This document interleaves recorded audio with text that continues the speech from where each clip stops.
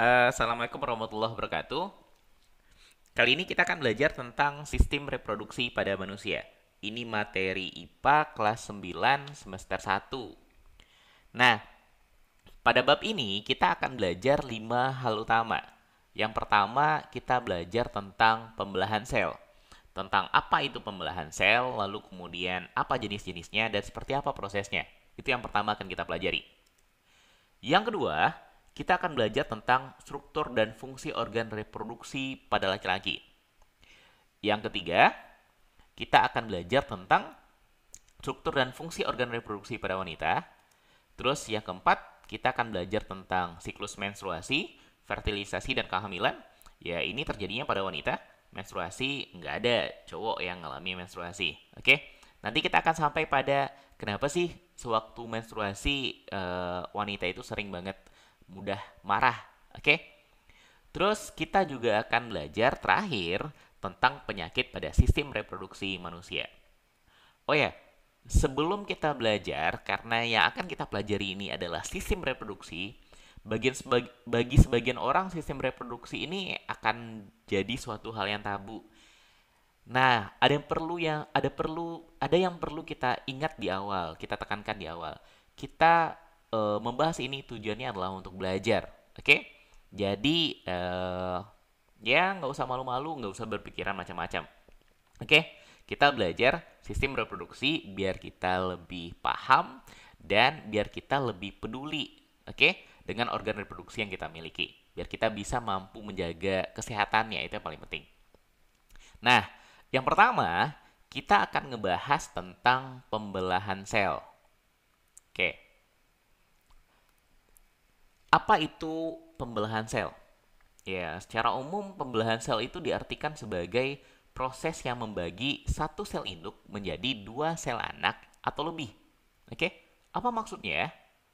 Kita lihat contohnya. Misal gini, anggap ini misalkan satu buah sel.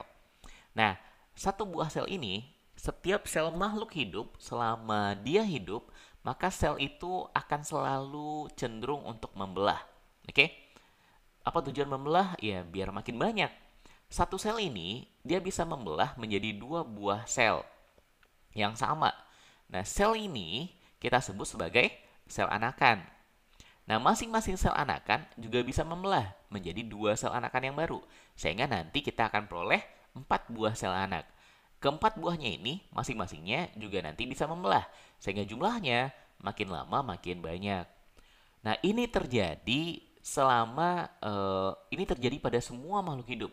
Selama dia hidup, maka dia cenderung akan terus membelah sel ini. Cuma makin lama, makin tua, ketika usianya makin tua, maka kemampuannya untuk membelah akan semakin kecil. Oke, contohnya orang tua. Ketika kita semakin tua, maka sel-sel tubuh kita akan makin lambat membelahnya. Prosesnya akan terjadi semakin lambat. Terus, apa tujuan sel itu membelah? Tujuan sel membelah, pertama, tujuannya adalah untuk pertumbuhan. Dulu waktu kelas 7 udah pernah belajar tentang pertumbuhan kan? Apa yang dimaksud dengan pertumbuhan? Pertumbuhan kalau secara biologi diartikan sebagai proses penambahan ukuran yang nggak bisa balik lagi. Apa contohnya? Misalkan nambah tinggi. Kalian kalau nambah tinggi, mungkin nggak nanti jadi pendek lagi? Nggak mungkin. Oke? Terus nambah kepintaran misalkan. Nambah kepintaran ini contohnya kayak gini.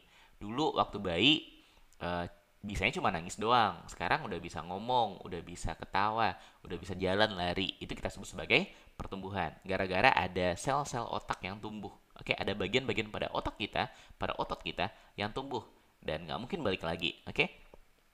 Nah, ya contohnya kayak tadi. Nih, ada bayi yang awalnya cumanya bisa tidur aja. Nanti dia tumbuh menjadi bayi yang bisa merangkak. Oke, kepandaiannya nambah. Terus nanti dia tumbuh lagi menjadi anak-anak, anak-anak yang ya yang ceria atau yang cengeng seperti ini. Oke? Yang lebih tinggi, yang lebih berat. Terus kemudian dia tumbuh lagi menjadi seorang remaja. Oh, ini remaja pemarah. Terus tumbuh lagi menjadi seorang yang dewasa. Nah, proses ini kita sebut sebagai proses pertumbuhan. Pada pertumbuhan ini sangat penting peranan dari pembelahan sel. Kalau tidak ada pembelahan sel, nggak mungkin kita mengalami pertumbuhan seperti ini. Oke? Ini yang pertama. Tujuan pembelahan sel yang pertama adalah untuk pertumbuhan. Yang kedua, pembelahan sel berfungsi untuk perbaikan. Apa yang biasanya diperbaiki? Ya, sesuatu yang rusak. Nah, tubuh kita juga bisa mengalami kerusakan. Kerusakannya bisa terjadi pada tingkat sel, atau pada tingkat jaringan, ataupun pada tingkat organ. Oke? Apa contoh kerusakan yang paling sederhana? Yang paling sering kita alami? Luka. Oke? Luka adalah salah satu contoh kerusakan yang perlu diperbaiki. Nah, ini ada contohnya. Nih, dia ngalami luka pada jari tangannya. Nah, luka itu makin lama, ya dia bisa sembuh sendiri. Kadang-kadang nggak perlu diobati, dia bisa sembuh sendiri. Kenapa bisa sembuh? Gara-gara sel-sel yang berada di dekat luka itu mengalami pembelahan, sehingga lukanya bisa ditutup oleh sel-sel yang baru. Nah, kalau sering kita perhatikan, setiap ada luka, biasanya ada bekasnya. Bekas lukanya biasanya, kalau misalkan lukanya berupa sayatan, maka pada bagian sayatan itu biasanya lebih pucat daripada sekelilingnya. Kenapa lebih pucat? Ya karena diisi oleh sel-sel yang baru diproduksi. Sementara sekitarnya itu berupa sel-sel yang lebih lama, sehingga yang baru kelihatan lebih pucat. Oke, ini yang kita maksud dengan perbaikan. Dan perbaikannya nggak hanya berupa luka saja. Oke, sel-sel tubuh kita biasanya selalu berganti. Sel-sel tua diganti sama sel-sel yang baru. Terus, yang ketiga, pembelahan sel bertujuan untuk proses reproduksi. Nah, apa itu reproduksi? Reproduksi adalah perkembangbiakan. Oke? Beranak, lalu kemudian anaknya beranak lagi, itu kita sebut sebagai reproduksi. Nah, pembelahan sel dengan tujuan reproduksi ini terjadi pada sel-sel kelamin. Kalau pada laki-laki kita nyebutnya sebagai sperma, kalau pada perempuan kita nyebutnya sebagai sel telur. Oke? Yang kalau terjadi fertilisasi atau pembuahan nanti akan menghasilkan janin, calon manusia yang baru. Bayi yang ada di perut ibu kita sebut sebagai janin. Nah, kita nanti akan ngebahas sampai ke sini. Oke? Ini tujuan dari pembelahan sel. Jadi ada tiga. Yang pertama untuk pertumbuhan, yang kedua untuk perbaikan, dan yang ketiga untuk reproduksi. Ini tiga tujuan utama pembelahan sel. Nah, sekarang kita ngebahas tentang apa jenis-jenis dari pembelahan sel. Oke? Ada dua jenis utama dari pembelahan sel. Ada namanya pembelahan mitosis, ingat mitosis, dan pembelahan meiosis. Oke? Ada mitosis, ini kita lingkari. Ada meiosis. Mito sama mio. Oke? Nah, apa beda di antara keduanya? Perbedaannya, yang pertama, berdasarkan jumlah sel anakan yang dihasilkan. Mitosis itu akan menghasilkan satu sel anakan. Jadi satu buah sel yang mengalami pembelahan mitosis akan menjadi dua buah sel yang baru. Nah, sementara kalau pembelahan meiosis akan menghasilkan 4 sel anakan. Jadi dari satu sel induk nanti akhirnya akan menjadi 4 buah sel anak. Oke? Ini perbedaan yang pertama, berdasarkan jumlah sel anak yang dihasilkan. Mitosis ada 2 sel anak, meiosis ada 4 sel anak yang dihasilkan. Perbedaan yang kedua, pada pembelahan mitosis, sel anak identik dengan sel induknya. Identik itu berarti sama persis. Anak yang dihasilkan, sel-sel anak yang dihasilkan, dua buah sel anak ini, itu memiliki bentuk dan sifat yang sama dengan sel induknya. Sementara kalau pada pembelahan meiosis, sel anak yang dihasilkan tidak identik, beda dengan sel induknya. Oke, jadi keempat ini beda sama induknya. Terus yang ketiga, kenapa sel anak identik dengan sel induknya kalau pembelahan mitosis? Penyebabnya gara-gara kromosom sel anak sama dengan sel induknya. Kromosom, apa itu kromosom? Waktu kelas berapa ya belajar tentang sel? Kelas 7 ya? Nah, kromosom itu adalah organel ini berada pada inti sel yang berfungsi sebagai pembawa materi genetik. Oke, pembawa sifat-sifat genetik. Misalkan pada manusia ada hidung mancung, ada rambut pirang misalkan, atau ada yang matanya hitam, ada yang matanya biru. Nah, semua kode-kode genetik itu dibawa oleh kromosom. Oke, ciri-ciri atau sifat-sifat manusia itu ada pada kromosomnya sel. Nah, kalau pada mitosis, kromosom sel anak sel hasil pembelahannya sama dengan sel induknya. Oke? Atau sering disebut sebagai diploid atau 2N. 2N ini berarti kromosomnya berpasangan, sama halnya seperti induknya. Berbeda dengan meiosis. Kalau pada meiosis, kromosom sel anak yang dihasilkan, sel anak ini sel ya hasil dari pembelahannya, itu jumlahnya hanya setengah dari sel induknya. Jadi kalau induknya 2N, maka anaknya, sel anaknya itu punya kromosom yang jumlahnya adalah N. Sering disebut dengan istilah haploid. Oke, beda kan? Diploid berarti 2N, kromosomnya sama dengan kromosom induknya, jumlahnya sama. Sementara kalau meiosis, dia sifat sel anaknya adalah haploid atau N, kromosomnya setengah dari sel induknya. Oke, ini perbedaan yang ketiga. Terus perbedaan yang keempat, tempat terjadinya. Mitosis terjadi pada sel tubuh. Apa itu sel tubuh? Ya, sel seluruh tubuh kita. Sel kulit, sel otot, sel tulang, sel apa lagi? Sel rambut. Oke? Terjadi pada sel tubuh dalam proses pertumbuhan. Misalkan rambut makin panjang, oke? Kita makin tinggi gara-gara tulang yang makin nambah, oke? Terus pada perbaikan, ada luka nanti diperbaiki. Atau pada reproduksi aseksual. Nah, kalau reproduksi aseksual ini tidak terjadi pada manusia. Ini terjadi pada tumbuhan atau bisa terjadi pada tumbuhan atau pada hewan-hewan yang tingkat rendah. Kalau pada tumbuhan apa contoh reproduksi aseksualnya? Kita cangkok, oke? Atau kita stek. Tahu kan cangkok sama stek? Kalau cangkok ada bagian pada dahan yang dilukai lalu kemudian dikasih tanah nanti akarnya tumbuh. Atau stek tinggal dipotong lalu dimasukkan ke dalam tanah nanti tumbuh dengan sendirinya. Itu disebut dengan reproduksi aseksual. Kalau pada hewan tingkat rendah misalkan pada bintang laut, ada satu bintang laut, ada satu tangannya, kan bintang laut terdiri dari 5 tangan. Ada satu tangannya yang kepotong misalkan, maka bagian yang kepotong itu akan tumbuh menjadi bintang laut yang baru. Oke? Itu kita sebut sebagai reproduksi aseksual.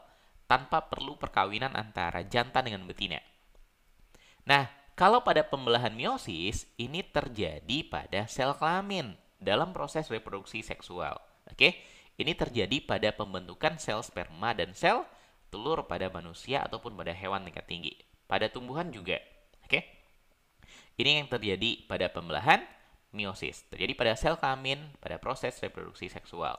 Sementara pembelahan mitosis terjadi pada sel tubuh dalam proses pertumbuhan, perbaikan, dan reproduksi aseksual. Ini 4 perbedaan utama antara mitosis dengan meiosis. Oke? Hafalkan keempat-empat perbedaannya ini. Jangan sampai kebalik. Nah, sekarang kita bahas prosesnya. Kita bahas pertama proses untuk pembelahan mitosis terlebih dahulu. Nah, tahap pada pembelahan mitosis itu ada 4 tahap utama. Yang pertama kita mulai dari sebelum kita mulai tahapnya. Dulu kita pernah belajar tentang sel, tentang bagian-bagian sel. Nah, sekarang kita ingat-ingat lagi bagian-bagian sel ini karena nanti untuk memahami proses pembelahan mitosis ataupun meiosis akan lebih gampang kalau kita tahu nama bagian-bagian sel. Nah, kita mulai dari yang tengah ini. Yang di tengah ini namanya adalah nukleus atau inti bahasa Indonesianya. Ini inti. Apa yang ada di dalamnya? Di dalam inti ini terdapat kromosom. Oke? Kromosom sebagai pembawa materi-materi genetik. Nah, inti ini dibungkus oleh membran inti namanya. Kalau nggak ada membran intinya, akibatnya intinya nanti akan tercerai-berai, terserak di semua bagian sel. Oke? Jadi dia dikumpulkan, dibungkus oleh membran inti. Jadi bagian luar inti ini kita sebut sebagai membran inti. Dalamnya kalau kayak gini jadi nggak kelihatan karena ada membran intinya. Nah, kemudian di luarnya ini ada berbagai organel sel. Kita mulai dari sitoplasma. Jadi cairan sel yang ada di dalam sel ini nanti ada cairan disebut sebagai sitoplasma. Dan organel-organelnya ini melayang di dalam cairannya. Yang pertama ada namanya, kita mulai dari yang atas, ada namanya aparatus Golgi. Yang ini. Terus ada namanya mitokondria. Terus ada namanya lisosom. Terus ada namanya retikulum endoplasma. Ada retikulum endoplasma halus, ada retikulum endoplasma kasar. Terus ada ribosom, yang titik-titik ini ribosom. Terus ada yang namanya sentrosom. Nah, di antara semua organel sel, yang berperan paling penting, yang berperan penting pada proses pembelahan itu ada dua. Yang pertama adalah inti, nukleus, dan yang kedua adalah sentrosom. Dua hal ini yang nanti akan berperan penting dalam proses pembelahan. Nah, apa fungsinya? Sekarang kita lihat. Oke, pada pembelahan mitosis, proses pertama disebut sebagai profase. Oke, ini gambar sel yang tadi. Ini tadi intinya, terus yang ini adalah sentrosom. Oke, tadi sentrosomnya cuma ada sepasang sentriol. Jadi masing-masing ini nanti disebut sebagai sentriol. Oh, lowbat. Kita pause dulu ya. Oke, kita lanjutkan. Nah, apa yang terjadi? Kenapa sentrosomnya jadi dua pasang? Padahal tadi awalnya cuma sepasang. Nah, pada tahap profase ini ada beberapa hal yang terjadi. Yang pertama, yang terjadi pada proses profase itu yang pertama adalah ini. Benang-benang kromatin memadat membentuk kromosom. Jadi di dalam inti itu materi-materi genetik berada dalam bentuk benang-benang kromatin yang halus. Nah, sebelum terjadi pembelahan pada proses profase, benang-benang kromatin tadi memadat, menebal, membentuk kromosom. Biasanya kadang-kadang kromosom ini dilambangkan dengan X, oke? Digambarkan, tapi emang gambarnya berbentuk seperti huruf X, oke? Dia menebal, membentuk kromosom. Itu yang pertama yang terjadi. Yang kedua, membran inti, kan inti tadi dibungkus oleh sebuah membran. Nah, membran inti pada proses profase dia mulai rusak menjadi bagian-bagian kecil. Rusaknya karena emang sengaja. Jadi sengaja dia berubah menjadi lebih kecil, menjadi bentuk fragmen, bagian-bagian yang kecil. Oke? Akibatnya apa? Akibatnya ketika dia rusak, ketika dia menjadi bagian-bagian yang kecil, nah si kromosom yang berada di inti bisa keluar. Oke? Terus yang ketiga yang terjadi, sentrosom tadi membelah sehingga jadi dua pasang sekarang. Lalu memisah menjadi kutub yang berlawanan. Sepasang sentrosom kalau di sini menuju ke atas, sepasang lagi menuju ke bawah. Lalu kemudian mereka terhubung dengan yang namanya gelondong pemisahan atau benang spinel. Jadi yang warna kuning mirip benang ini kita sebut sebagai benang spinel atau gelondong pemisahan. Oke, benang spindel, sorry. Nah, nanti berfungsi untuk menarik kromosom. Oke, itu tahap yang pertama. Namanya adalah tahap profase. Nah, sekarang kita lanjut ke tahap berikutnya disebut dengan tahap metafase. Nah, si membran intinya kan udah hilang, maka si kromosomnya udah bebas berada di dalam sel, udah berada di luar inti, nggak lagi ada di dalam inti, tapi di dalam sitoplasma dia sekarang. Nah, pada proses metafase, satu hal yang utama terjadi itu adalah yang pertama, sentrosomnya udah berada di kutub. Yang satu ada di atas, yang satu ada di bawah. Oke? Kemudian, si kromosom-kromosomnya ini berjejer di tengah. Persis berada di tengah-tengah yang disebut sebagai bidang pembelahan. Kenapa disebut dengan bidang pembelahan? Karena garis ini tempat dia membelah nanti.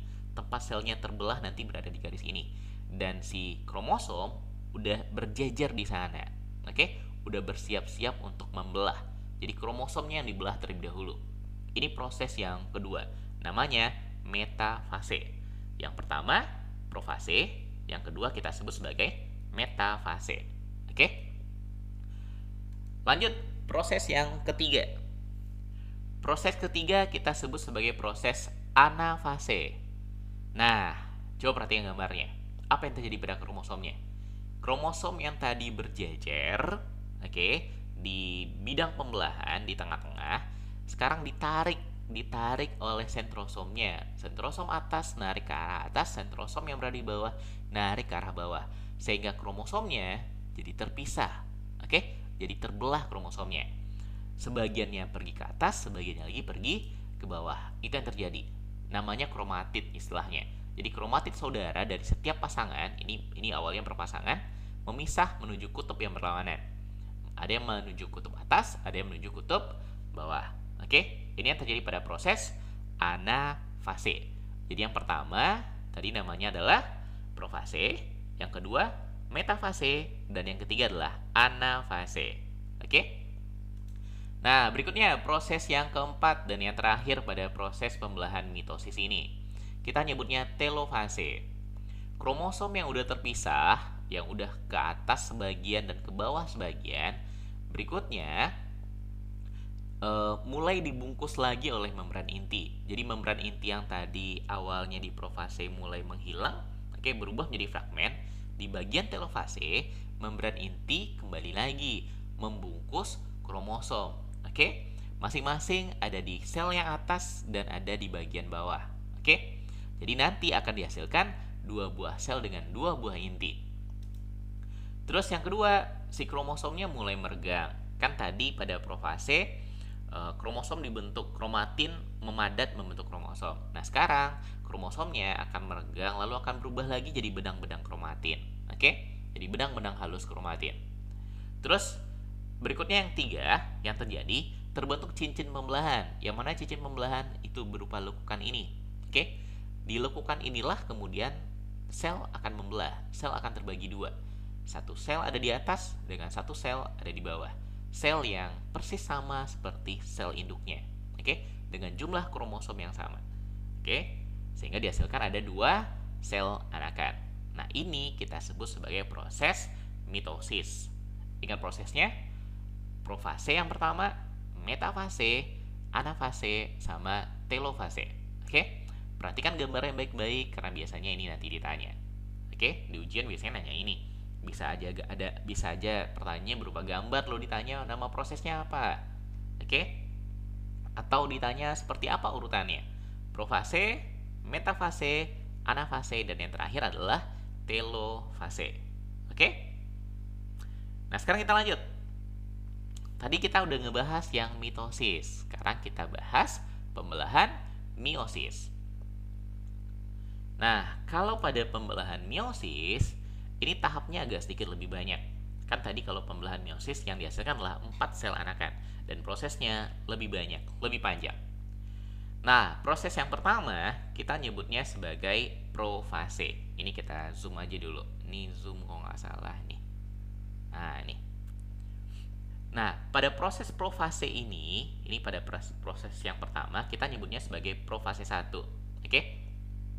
Yang terjadi pada proses profase 1 hampir sama dengan yang tadi. Yang pertama, membran inti berubah menjadi bagian-bagian kecil atau fragmen. Membran intinya mulai menghilang sehingga kromosomnya menjadi bebas berkeliaran di dalam sel, oke, di dalam sitoplasma. Terus yang kedua, apa yang terjadi? Kromatin ya sama kayak tadi. Kromatin memadat menjadi kromosom. Terus perbedaannya terjadi di sini. Terjadi pindah silang di antara kromosom, terjadi ada kaki-kaki kromosom yang saling bersilangan. Ada bagian-bagian yang pindah. Bagian dari kromosom pindah ke bagian berikutnya. Oke? Nah, inilah yang mengakibatkan kromosom anak berbeda dengan kromosom induknya. Karena terjadi perpindahan silang, maka ketika dia membelah, maka kromosom yang dihasilkan, kromosom anak yang dihasilkan berbeda dengan kromosom induknya. Oke? Ini yang kedua. Terjadi pindah silang pada kromosom. Terus berikutnya, sentrosom ini sama kayak tadi. Terbentuk sentrosom, sentrosomnya membelah sehingga terjadi dua pasang, lalu kemudian memisah menuju kutub. Yang satu ke kutub bawah, yang satu ke kutub atas. Terus terbentuk gelondong pembelahan atau benang spindel istilahnya. Oke?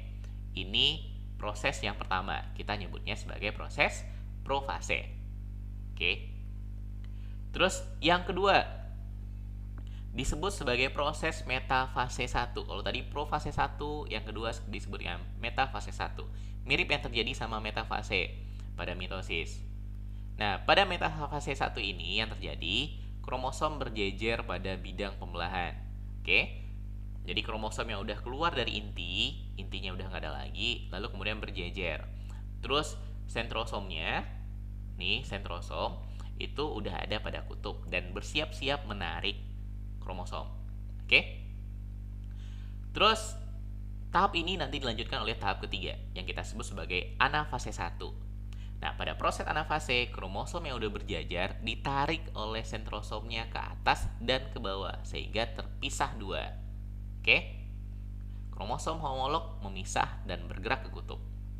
Terus proses yang keempat adalah proses telofase. Pada proses telofase, membran inti mulai terbentuk kembali, mulai terbentuk membran inti. Oke? Lalu kemudian terbentuk lekukan untuk membagi sel menjadi dua. Ada lekukan, nih lekukan ini, tempat nanti sel akan membelah. Oke? Terus kemudian, ya sama seperti tadi, ini nanti akan menebal.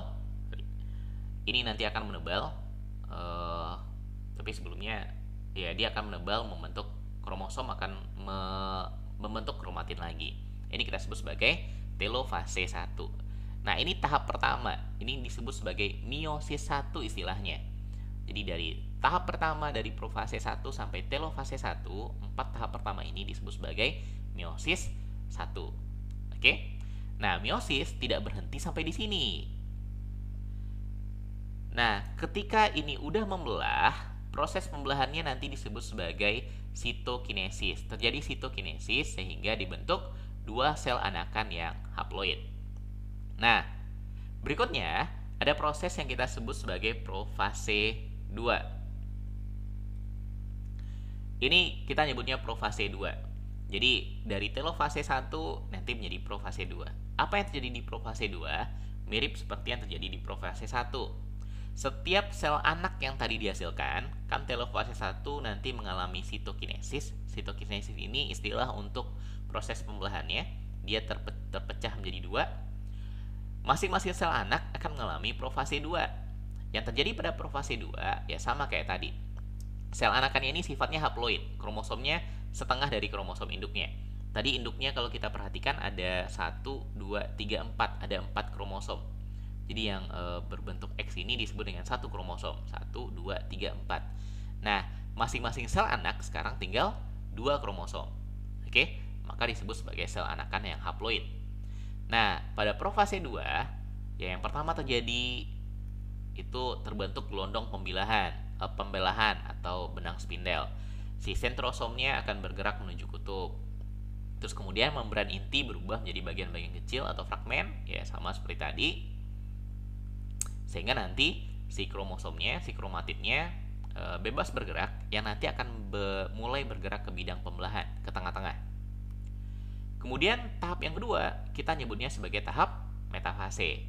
Nah, pada tahap metafase ini, ya sama kayak tadi, si kromatid tadi atau si kromosom itu udah persis berada di tengah-tengah, persis berjajar pada bidang pembelahan dan bersiap-siap ditarik oleh sentrosomnya.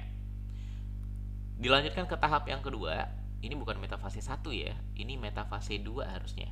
Ini kita perbaiki dulu.